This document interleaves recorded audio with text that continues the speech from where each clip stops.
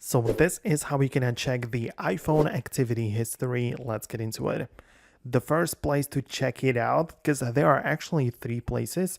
The first one is in the settings and then inside of the screen at time section. There you can see the daily average, and clicking on the see all app and website activity, you can find the last weeks, days, whatever, the data for those like time periods, and you can find exactly which app has been used the most. You can see the exact time, and yeah, you can just get a bunch of information about it.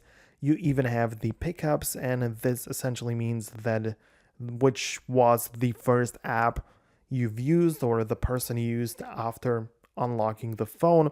You also have notifications, and you can also choose like a different day or week to see the information. The other place is the Safari settings. So if you get inside of Safari, you can tap on the book icon and go to the clock icon, and there is the history. So you can browse the history activity for browsing the web through Safari. Obviously, if you have Google Chrome, the same thing is going to be there as well.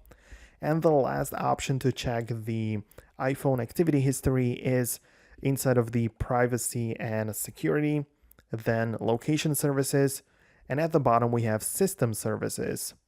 Scroll again, and you can find significant locations. This, assuming it is turned on, is going to give you some significant locations where most of the time is spent outside of the home.